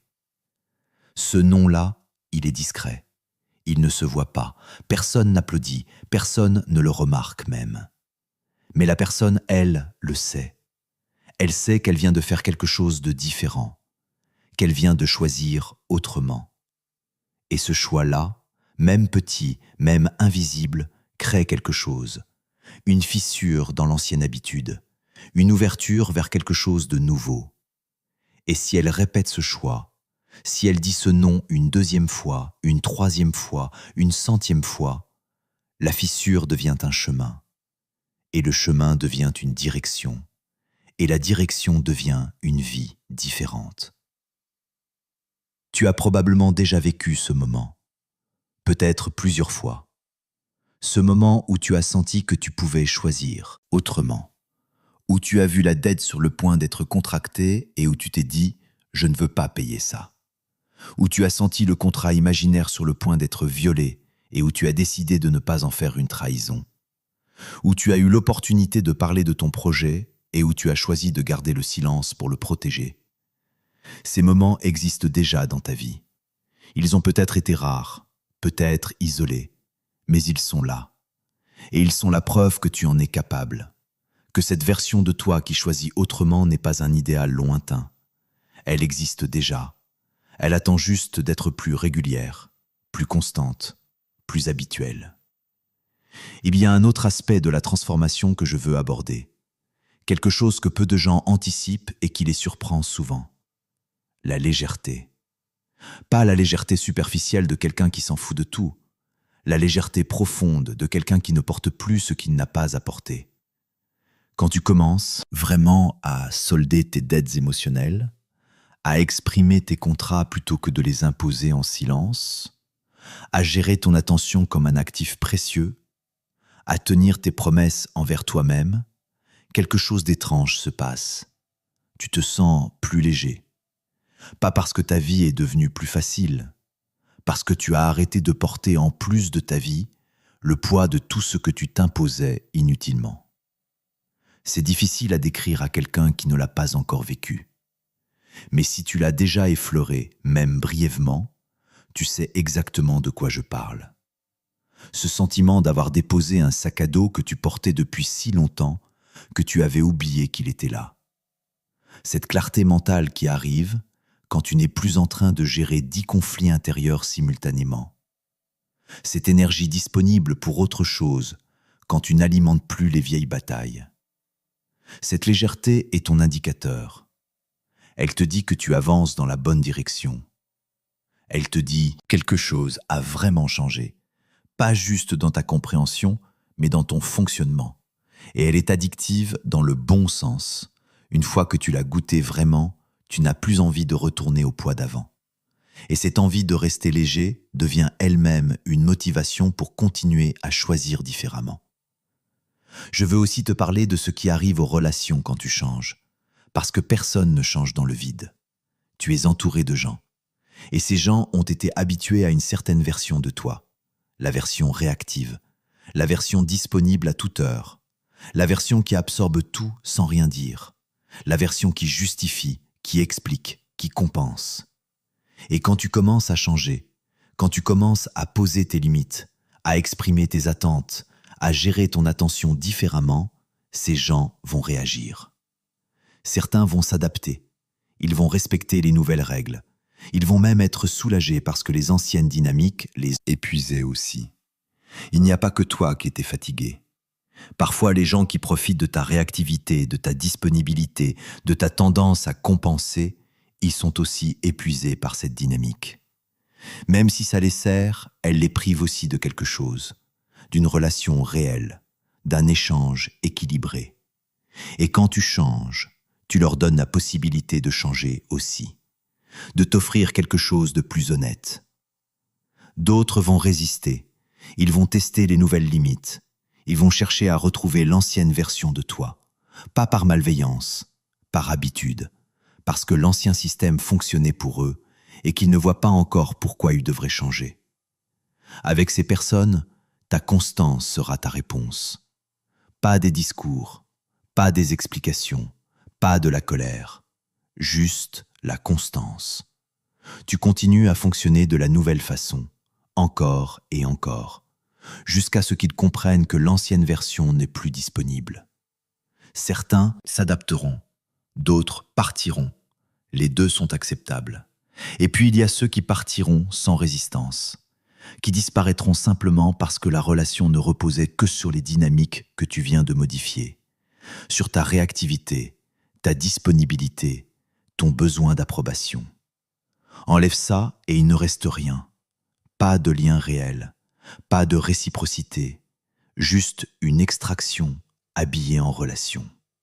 Ces départs-là font parfois mal, parce qu'on s'était habitué à leur présence, parce qu'on avait construit des histoires autour d'eux. Mais ils sont aussi une libération, parce qu'ils libèrent de l'espace, pour des liens qui reposent sur quelque chose de réel, sur de la réciprocité, sur de la clarté, sur des contrats signés des deux côtés. Je veux te parler d'une dernière chose avant de vraiment terminer.